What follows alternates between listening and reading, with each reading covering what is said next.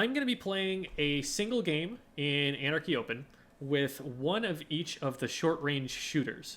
So for the purposes of this video, I'm going to classify, there are a lot of shooters here, and I had to split them up into two categories. Most of these, most of the weapon classes, I'll be able to just do in a single video, excuse me, but this one's just a little bit on the big side for that. So we're just going to split this in half here. But what I'm going to do is I'm going to play a game on each of these short-range shooters and talk about what's similar about them, what's different about them, how to approach the game while you're playing them. I'm doing this because, for one thing, I've had some instances recently where people have said that they have benefited from watching me play their weapon. And so giving some examples of how each of these weapons are played, I think even though I'm not going to be an expert on all of them, I think it can still be beneficial for people to see, how I'm doing things differently and, maybe learn things that way. But also, people have been talking about wanting a video about how to choose a main weapon. And in the general case, in the case that I can kind of talk about this for the length of a single video, all I can really say is find something you like by playing everything in the game, and then find things that are similar to that weapon and play a bunch of those and find out which ones are in the meta and why, and play the best version of what you like that you can find.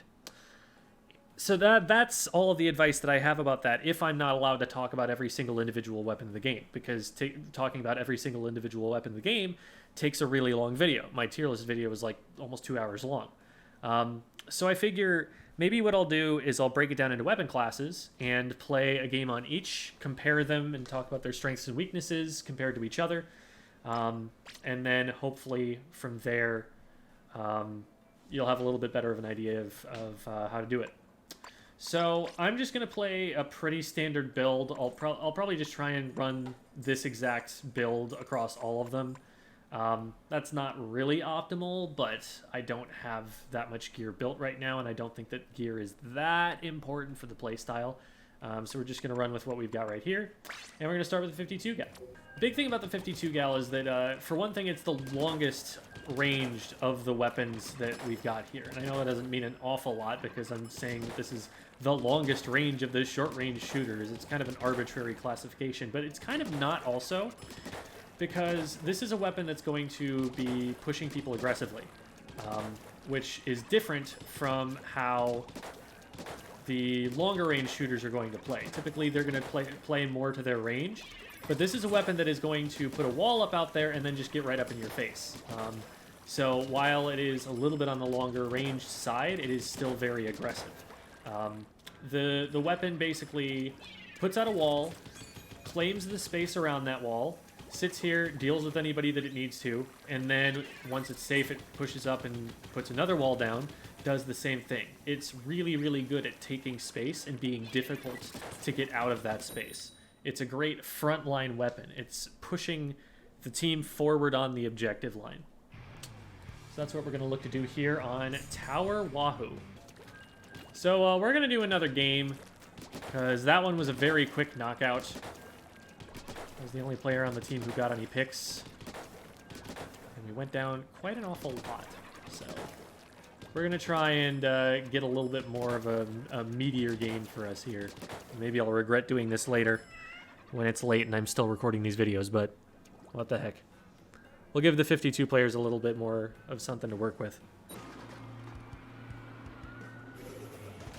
Okay, we've got a decent amount of paint. Not a ton of range. They have a lot more range than we do. That's going to be difficult to push in against. Our wall placements are going to be really important. We need to use those to shield ourselves as much as we can here. It's important to know that you can't use walls for everything. Like the wall, I'll trade that back because we saw them coming. The wall does take a lot of ink, but for example right there, that just forces them to back up.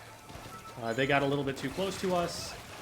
They couldn't hit us, we could hit them, and that is the way that you win fights. Okay, those shots were a little bit clutch. The brush probably could have beaten me, but they didn't. This player should go down. Yeah, got a little bit sketchy there. Stood and shot for a little bit too long. Could we not, please? I'd appreciate it if you would leave. You know what? Here's how I feel about this. Okay.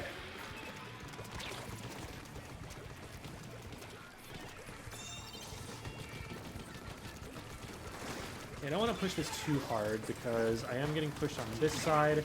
We are able to use the wall to win that fight, though. I don't know if they didn't expect me to be there or didn't expect me to take the fight. Maybe didn't think I saw them.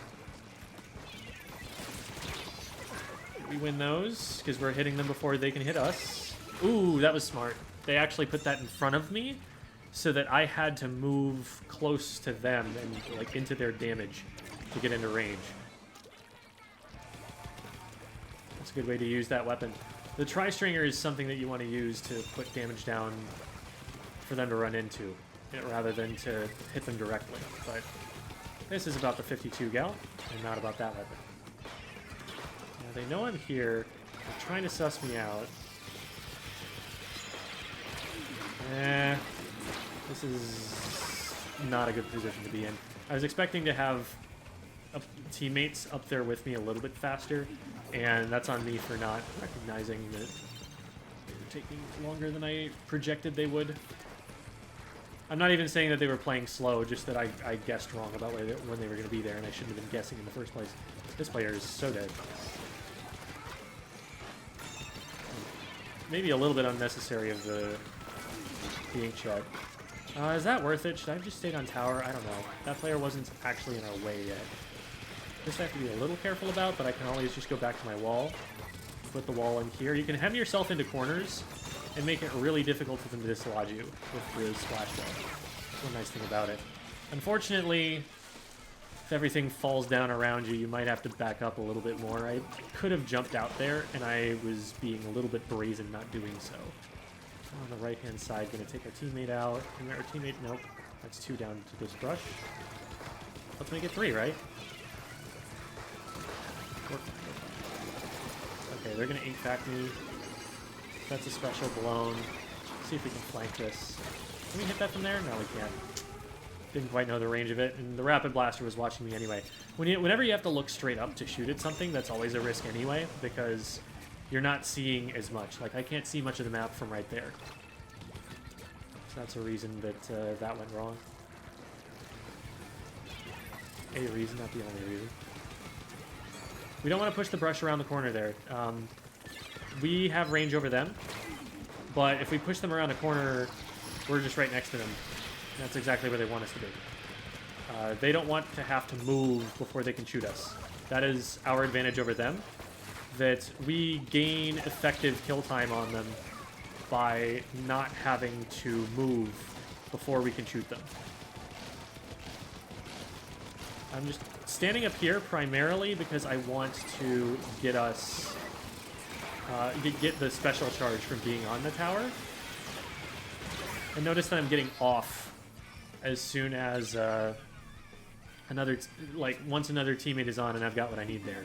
You don't want that many more players in front of tower, and I honestly probably should have pushed up in front of it a little earlier to defend the tower at the end there, because people were able to just kind of walk right up to the tower. But I figured I was going to be able to save things with the wall. I didn't want to push there. Good job to the teammate to follow it up, though. Nice wipe.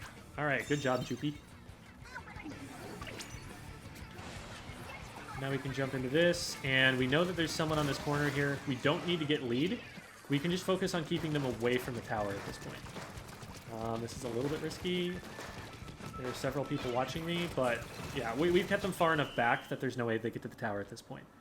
And that's all we really care about. If they had splatted me, that's fine, because they had to splat me from well outside of range of getting onto the tower. Oh, we were pushing the tower the whole time. I didn't even notice it was still going. I thought we had just jumped off because our tri-slosher was off before and they were the first rider, but I guess somebody else got on it. I almost don't like that because that makes it a little bit easier for them to get the tower, but it is what it is. That's a good 52 game. All right, pretty nice. I would say that this is not a main weapon, but it is a weapon I've considered playing competitively and have tried to in the past. So I'm at a relatively high level of skill compared to most weapons in the game on this one. And the wall placement is something that I'm still fairly new on there. Okay. So moving from one of the best weapons in the game to one of the worst weapons in the game here. The Aerospray's biggest problem is its lack of synergy with its kit, and the fact that its main weapon really doesn't do anything other than paint. It's just so short range and so inaccurate. You have to be right on top of someone to get any kind of consistent DPS, or even just to hit most of your shots. You can see just how many shots are off before that hits anybody at longer ranges. So, like, yes, technically it can hit someone from back here. Not even back here. You have to, okay. It can hit people from back here. But is it always going to hit someone from back here? Not really. So you need to get really close to someone with this thing. And that's not as much of a problem for the Sploosh-o-matic, because the Sploosh-o-matic does really, really decent damage and only needs to 3-shot. It's got, like, some of the highest DPS in the entire game. The Aerospray, not so much, even when it is hitting all of its shots, and it's not ever going to hit all of its shots. So this thing would normally be best for painting a lot, for getting a whole bunch of specials and spamming them and letting the team benefit from those. But this isn't one of those kinds of specials that you just spam that supports the team. This is an aggressive special that changes your position, and usually if you're going to be using it, you're going to be using it aggressively, and aggression is not what this weapon is good at. So we're going to throw a lot of fizzy bombs and try to annoy people with those. But we don't have a lot of other tools at long range. And we don't really have anything to combo these fizzy bombs with. So for now, since our team is down, we can only stall. Oh man, and somebody jumped in the charger laser. I've got to get out of here.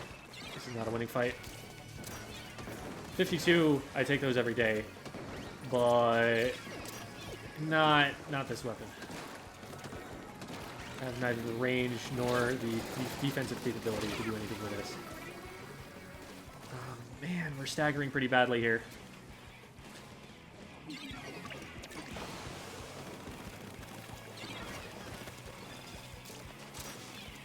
Back up a little bit. Okay, we've got tower cleared out. See if we can't put some pressure on these players to get them out of this area. I'll get one. That was a scoped charger, I think, because they did not see that coming. Ooh, and I do trade, but that is still a worthwhile trade. I will take a 3-for-1 on an Aerospray any day of the week. Teammate was way out front in mid before anyone else was there to support them. So we're going to give him a jump here. A jump that's out of range of the charger this time. Squiffer's down. Well, we'll take tower here. I should probably be up there trying to help with this a little bit more. Yeah.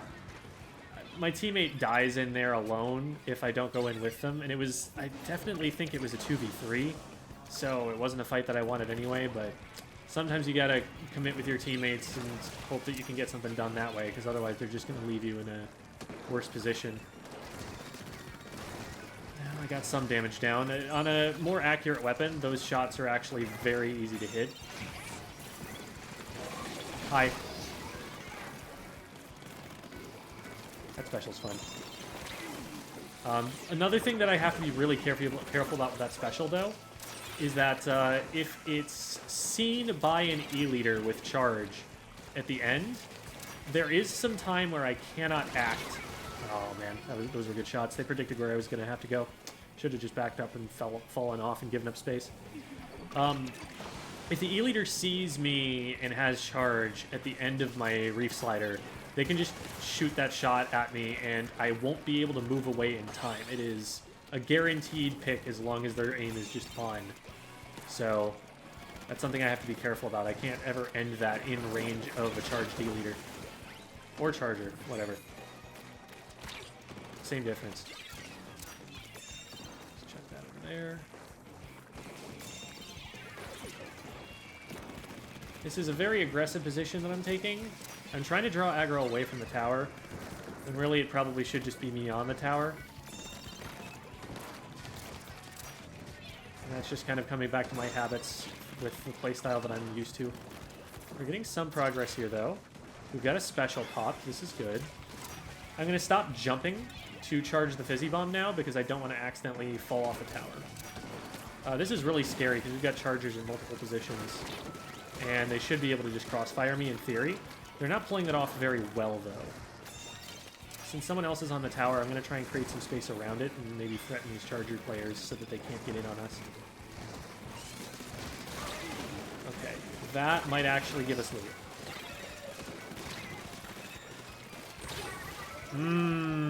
That does not feel great. Oh, we needed 2 more points.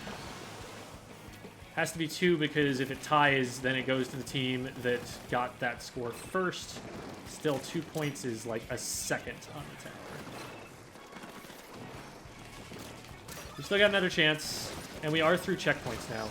Yeah, we needed that player down, otherwise they'd splat us 100% for sure. You always count on a dynamo to hit their shot, because it's not that difficult for them to hit. Oh, that was poorly timed. I was trying to get it so that it would hit the charger up in front. We really need somebody out in front of the tower here, putting pressure on this player. Come on, go for it, go for it. Fire the shot. There we go. We need to get on tower here, because otherwise game ends. And we lost anyway. Shucks.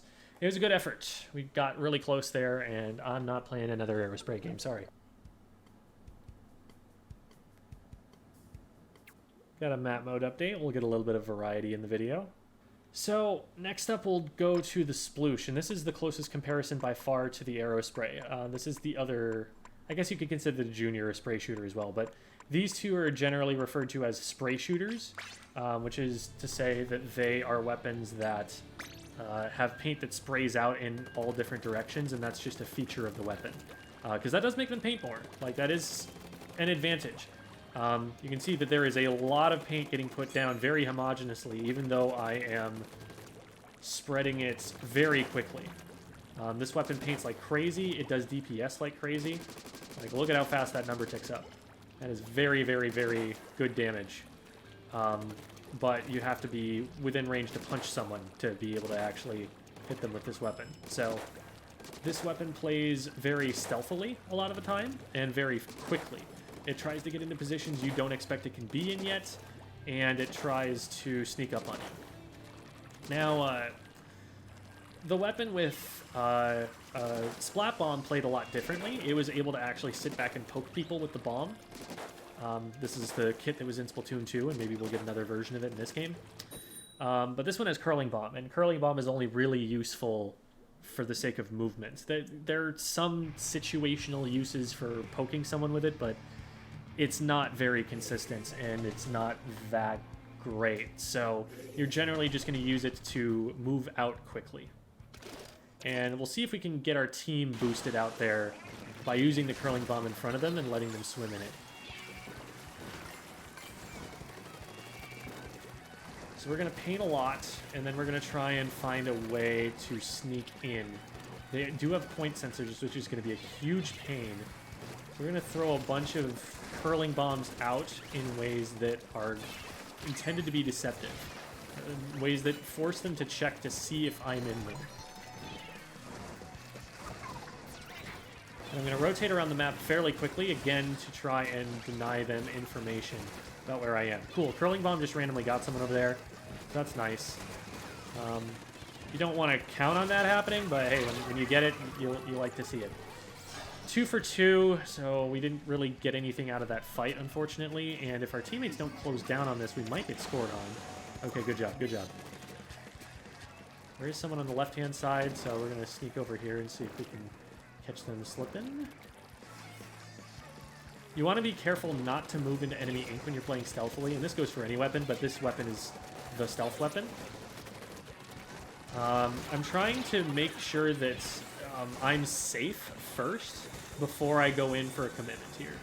I'm trying to make sure that, like, I'm not putting myself in a position where they are able to use their superior range against me.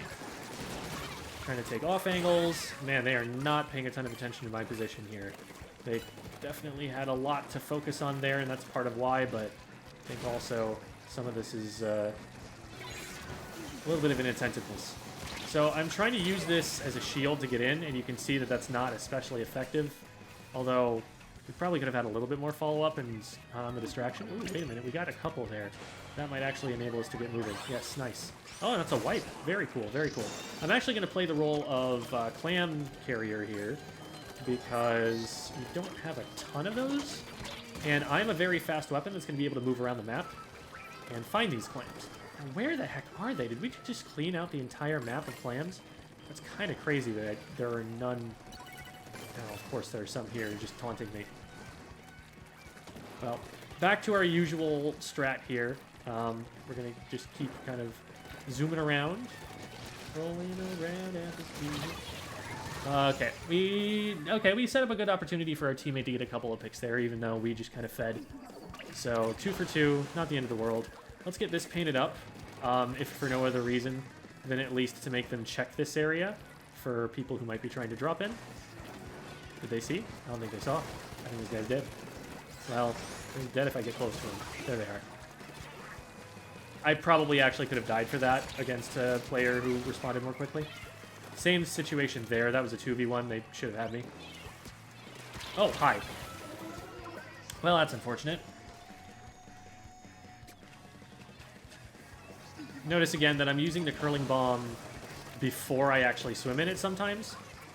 Just to see, are they checking for this? Are they going to see if I start swimming in it? Or can I just go? See, there they're checking it, and so I'm not going to go for it. I just get shot if I swim through that one.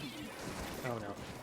I'm spotted, and so at this point, there's no use in trying to hide. I'm just going to try and make myself difficult to hit and go for a trade. With maybe a more coordinated team or a more aggressive team, because I'm realizing that I've got a couple of midline weapons that aren't going to be able to follow me in very easily. I may be able to call for help there and get more than just a trade. But in this situation, that's all I was hoping for. That's 2. That's nice. They probably, again, could have fought me. There we go. See, if you start shooting at the sploosh before it gets on top of you, that's a much bigger problem for the sploosh than if you get distracted by something else. So, you're able to get a couple there. One dropped left. Hi there. Please leave my teammates alone. Thank you. You too. You are not welcome here either. I'll take that trade. That lets our teammates get into the basket with 2 power clams. We have a couple of clams that we can use to try and keep it live here. I'm going to grab a few more out from mid. And I'm the only one who had any clams on the team. We didn't take any of the clams that we had around the basket and put them in, so that's a little annoying. I'm throwing that away. I'm not the person who wants that. I need to stay stealthed in order for my weapon to be especially effective. Yeah. 1-for-1 trade. Not the worst thing, but not the best either. Usually prefer to get at least a little bit more than that. Notice how I'm spending a really long time waiting before I actually go in on a flank. Because I want to make sure that I've got the shots lined up. I want to make sure that they're not going to move at the last second, or that a teammate isn't going to come and help them out. But I think I had enough of a disruptive influence on the right-hand side there that it's going to be a little too difficult for them to move in. So I took out the main bodyguard of the clan, at least, and so they had to be like, wait, is it safe back here? Cost them a little bit of time. And our teammates are really defensive weapons there, so we're in a really good position once we're in the lead. Number 1 ground traveler. Yeah, you no kidding. That is what this weapon is about. See, I'm like doing laps around mid constantly, just trying never to stay in one place, always to be stealthed, and to be able to paint a lot as I'm going. Wasn't actually as much paint as I thought I was laying down, but we got the job. Excuse me, we got the job done. Alrighty. Moving right along, that is the sploosh, and it's just going to keep on mixing them up for me, isn't it? So I'm going to have to remember everything. Let's go to the Junior next. This is a spray shooter, but this is one that can really play the support role more reasonably than any of the other spray shooters can. And that's what a spray shooter is best designed for. You don't want to be necessarily taking fights all the time with a weapon that's this inaccurate and has such short range. That's just not the best weapon for the job. Whereas a weapon that puts a lot of paint on the ground is going to get special pretty often. And so we're going to be able to use a lot of those guys. This thing is absolutely busted in tower control and splat zones. And I wish we had one of those rotations to be able to show off how strong that is. We saw it a little bit in the, I think it was the Aerospray match. Or maybe it was the 52 match. They got to like 35 by just putting a big bubbler on tower and then rotating their blaster on to also put a big bubbler on tower. And it's not even that difficult after that, because anybody who's trying to shoot at the big bubbler that's on the tower, they either have to have really good range or they have to get way up close to it and shoot straight up in the air to be able to hit it, and that cuts their vision, that makes them really vulnerable, that makes them a sitting duck. So it's a really, really strong special for certain modes. For others, where it's more of a mobile sort of, maybe Rainmaker or, to a lesser extent, Clam Blitz, since where you're trying to go is changing so rapidly, having a big bubbler it's more useful on defense, because on offense you can't really move forward with it very quickly. And you want to be able to move forward very quickly, especially in Rainmaker. It paints well for the Rainmaker, which is great, but usually, because it's the support, because it's the weapon that's not going to be as useful in fights, it's the weapon that's most likely to just pick the Rainmaker up. It is really nice that it has bombs, though. Bombs are universally useful on defense. In Clam Blitz, I'm going to be dropping a lot of bombs at our baskets to make it difficult for them to stand in the area where they can throw clams. A lot of people will just wander into those because they're looking up to throw clams and they won't see the bomb at their feet. And a lot of the time you can also just prevent people from scoring when they normally would be able to otherwise. The nice thing about bombs is that they are way longer range than your shots are. You can put pressure on someone from a lot further away than you can actually shoot them. Like, that splatted them, and I'm not even close to hitting that, even with my paint, so. That's why bombs are so valuable, especially to a weapon like this. And another reason is that the Junior has a really big ink tank that can let it throw a bomb and then paint a lot still. Or even, under some circumstances, throw 2 bombs. Usually you don't itemize for 2 bombs because throwing 2 bombs just drains your whole ink tank, and then you have to sit there and look around and feel kind of silly for not being able to do anything anymore. But 1 bomb plus then some paint is a really powerful strategy. I got 1. The weapon's able to play a little bit more aggressively than it did in previous installments in the game, because its special isn't quite purely supportive. You can actually use it to win fights like I just did, sort of like a discount 52 gal splash ball. Right now I'm not throwing clams in so that I can reset the basket and try and keep it open for as long as possible, which gives us more time to go and collect more clams, which we are not currently doing as far as I can tell. Okay, we've got someone, but I don't know that we're going to be able to keep basket for long enough to let them get in, so we should probably abandon ship here. This is a dangerous jump, but we stop this player, probably, maybe, hopefully. We got him, yeah. That's one there. We can probably stop this guy. If we hit any shots at all, we did not, but our teammates did. So this is fine. Do we have the clams to score here? I think we kind of do, but yeah, let's just pop this right here. This should give us some time. Unfortunately, I did not win a very easy fight that was right in front of me to win. So it's going to be a little bit more difficult for us to push in. But we did get a couple. Nice. We just have total control of their spawn right now. We got a bunch of players that are just standing still. I don't know what's going on there.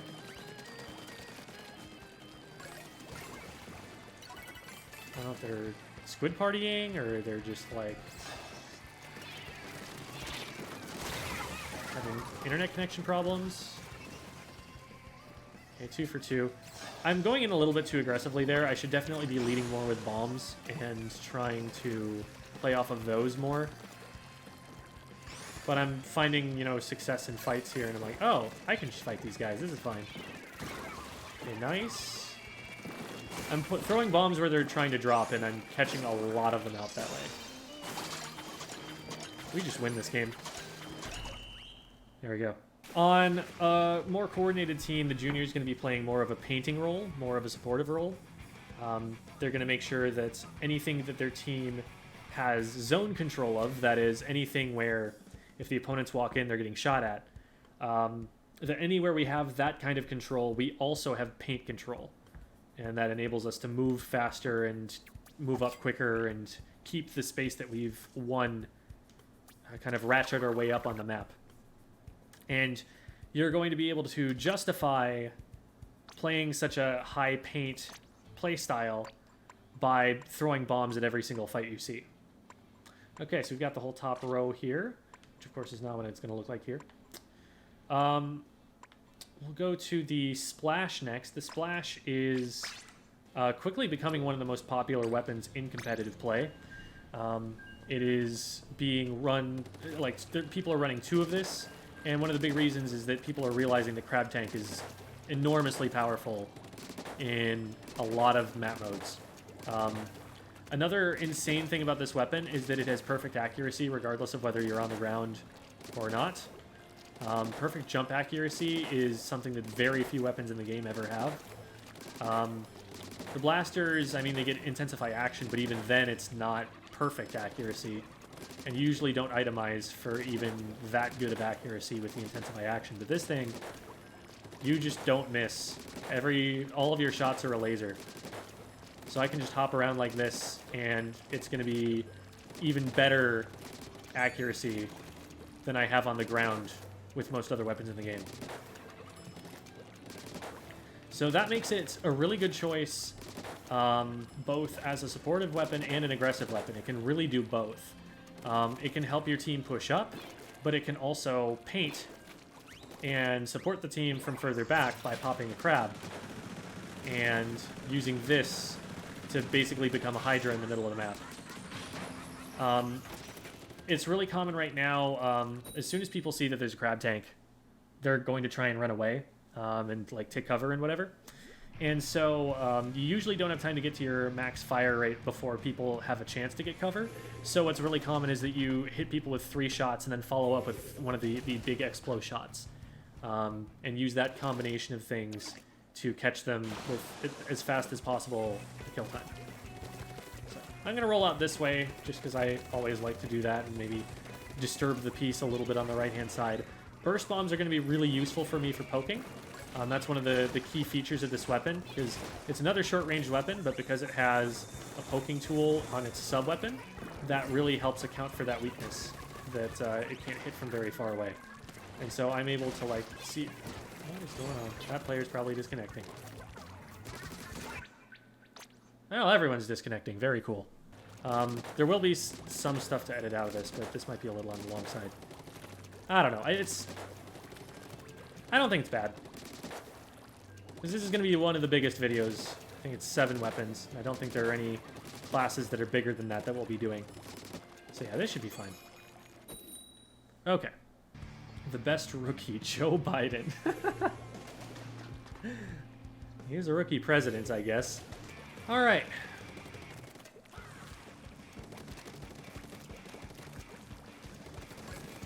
So it's primarily going to be me and the Dapple Dualies. I want to see where the Dapple Dualies are thinking of going. Okay, someone's trying to push in. This is a very aggressive play for a Blob-Lobber and not one that's going to work here. I have decided not to reveal myself to that Hydra until I'm on top of them already. They probably should have noticed that I was doing this already and done something about it, but we get in there. One up top. I'm trying to worry about... I think they just jumped across. They don't have clams, so I don't know what they're trying to push for. It's not useful to make an aggressive push until you have the clams to do it.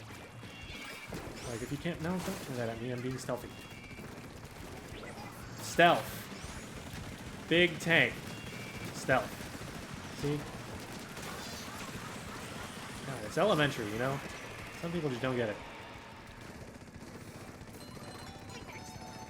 Looks like it's one. We don't have any forward pressure still from the rest of our teammates.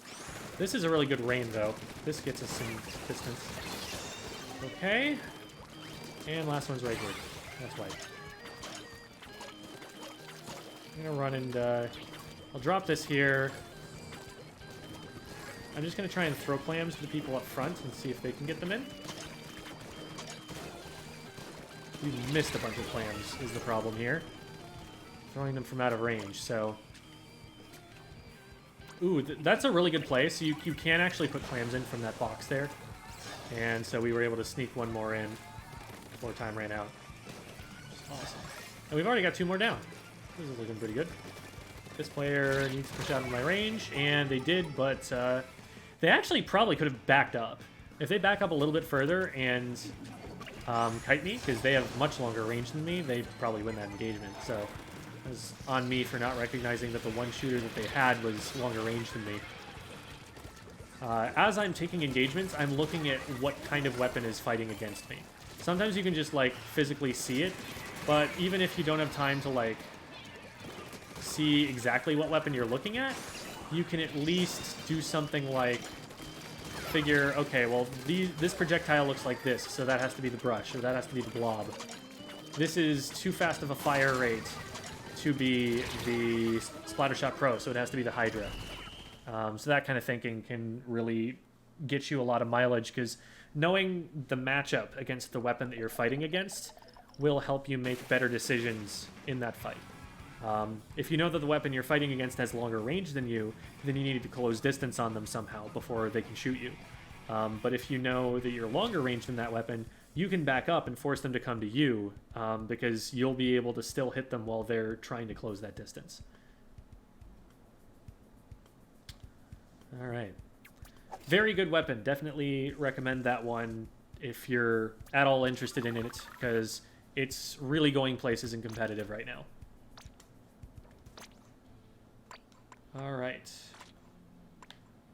So we've done Sploosh Jr. We've done 52, done Aerospray, done Splash. So that just leaves Zap and the Splattershot. So we'll go Zap first. The N-Zap was one of the premier support weapons in Splatoon 2. It paints really well, not quite as well as a Junior, but still pretty darn well. It's got some holes in the paint here. It's a little bit uneven, but one advantage that it has over the Junior is that it has longer range, both painting range and combat range. So this weapon works a lot better as a kind of half Slayer weapon, as a weapon that, yeah, it's going to play supportive most of the time, but when it needs to, it can just rush in and take fights with everybody else.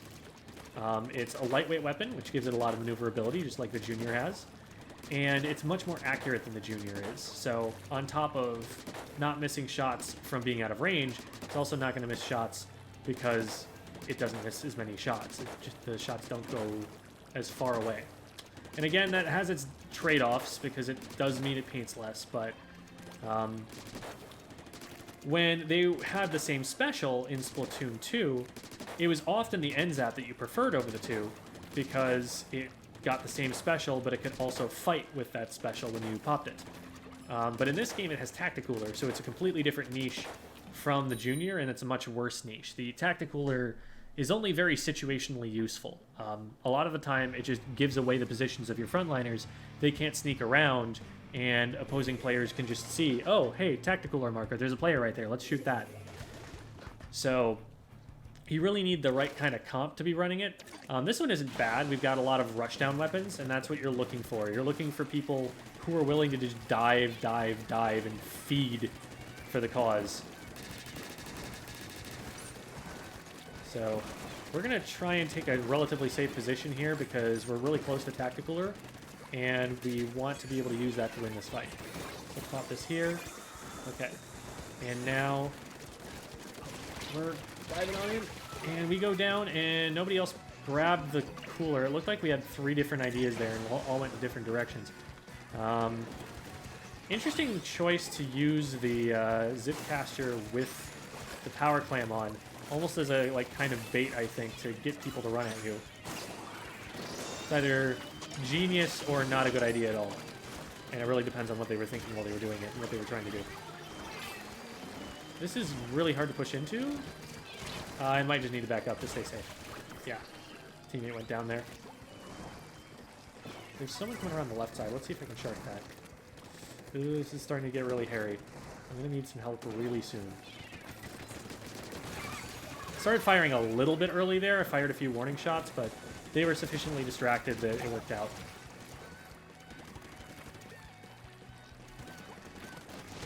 Ah, okay, figures.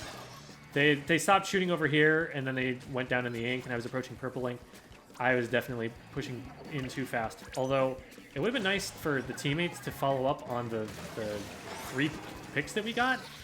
Like, that's a situation where, you know, opponents were shooting at them, and then those opponents got splatted, and they just didn't move forward. That was a very aggressive play by the 52. So we're able to just punish that. Normally, you don't want to take a 1v1 against that weapon, but if it's trying to, like, climb up over a wall and then, like, left side peek you around the wall, and they don't have their aim on yet, like, okay, maybe you can go for it. I guess it's not as bad of a special in Clam Blitz for, like, being a Rainmaker carrier, because they're going to see you anyway, so you might as well, like, get in there fast.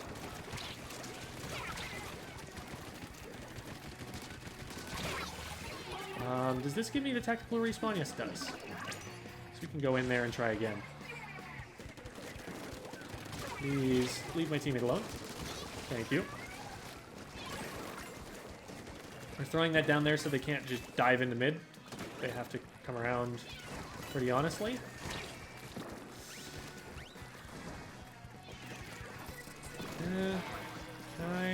Okay.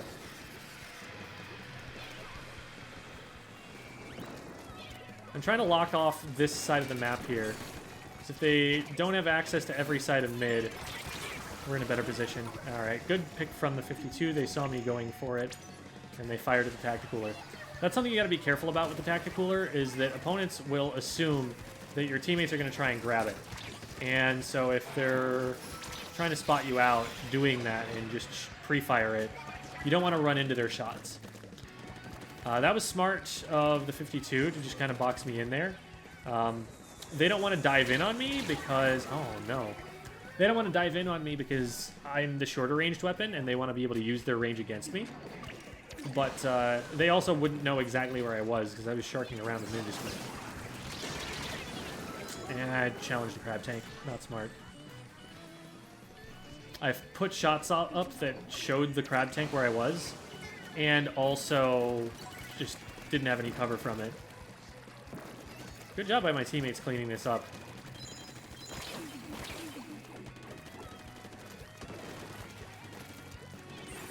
Clean up a little bit more and then back up. There's something over there. I'm trying to poke at them on the left to, again, make it so that they can't just pinch us. They can't come from multiple angles here. For the glory of Orange Team! Charge! Nice.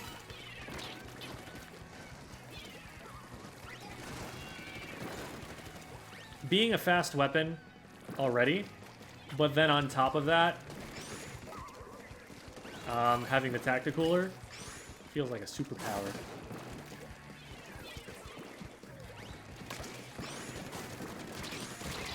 Ooh, I just out-aimed them. That is a weapon that should be beating me. Alright.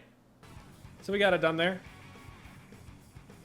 Tacticooler came in handy maybe a couple of times, a little bit with the movement speed, and there was definitely one case where being able to super jump in did help. But didn't seem to have a very outsized impact on that match, and that's kind of what people have been finding is the case with that special.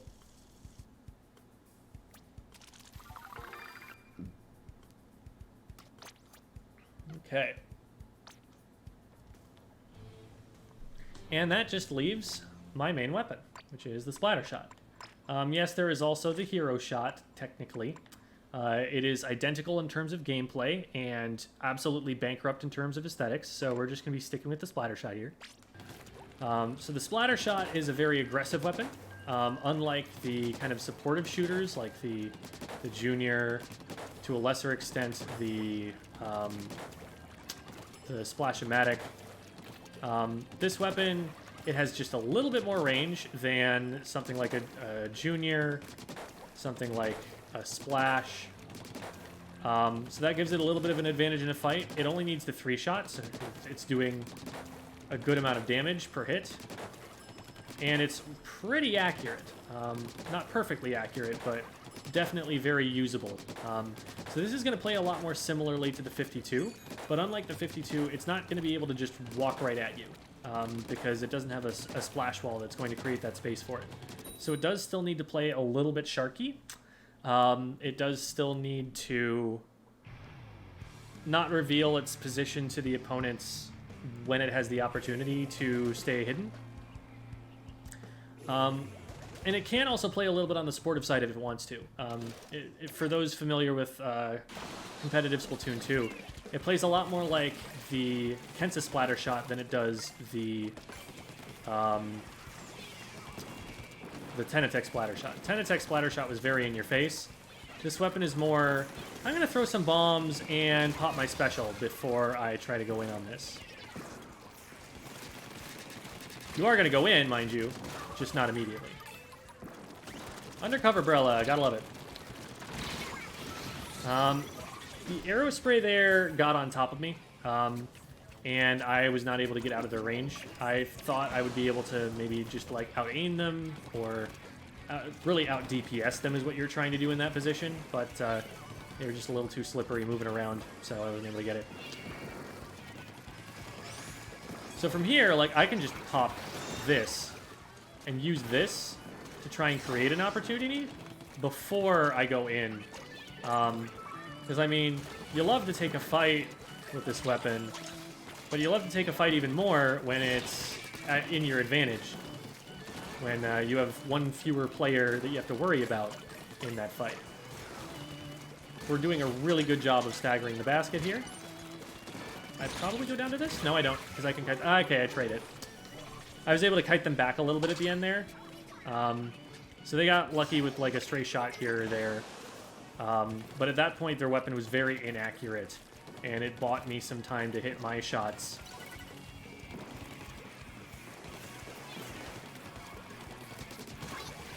Nope. I am watching that. You cannot just come in. Would have been a little worried if the undercover Brella had reef slidered there, because then we would have had to back away, and yeah, they're probably just going to try and throw the power clan there. Who am I kidding? At that point, we just splat them. Player on here with us. I hit them twice. If teammate sees it, we're good. Yep. Nice. Now, I don't have any clams to put in, so me being here isn't especially useful. Maybe if I can get up here, I can set up around in this area.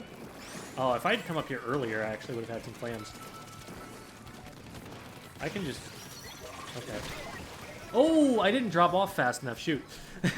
I'm dropping off from higher to lower. If I were just getting straight over a ledge and we were on an like even level there, I can avoid the explosion, but I fell down and wasn't quite past the ledge yet. It's just this Aerospray and they're out in front, so we're going to take a really aggressive stance. Oop. They're kind of stuck in the corner there. They should probably get flatted. Oh no, I had died to the fizzy bomb. That was really unattentive of me. Inattentive is the word. One coming up left stack. It's on Riley. We help Riley. Okay, we helped Riley. No, I am not taking that. I am playing stealthy. And this is why I'm playing stealthy. If I go up there with the power clam, I get sniped. Nice. So, a lot of those tips apply to all of the short-range shooters, and so hopefully you've been able to get something out of all of those. But hopefully it also gave you a little bit of a sense of what differentiates all of those apart from each other. So thank you everybody for watching, and let me know which of the weapon classes you would like to see me do next. If you'd like some kind of change to the format or something, you know, I'm open to new ideas here, but I think it could be valuable for people to see their weapon, because I'll eventually get through to every weapon in the game here. I can't promise that I will be as skilled on all of the other weapons in the game as I am on these. This is my main weapon class. This is what I am best at, but I'm hoping that I can at least impart some knowledge, if not show off the most skillful gameplay on the other weapons, so that hopefully you can get something out of it. Thank you, everybody. Check out my links in the description if you're interested in supporting this channel. Really appreciate the support that you guys have given me so far to allow me to do this full time. But I'm going to close it out.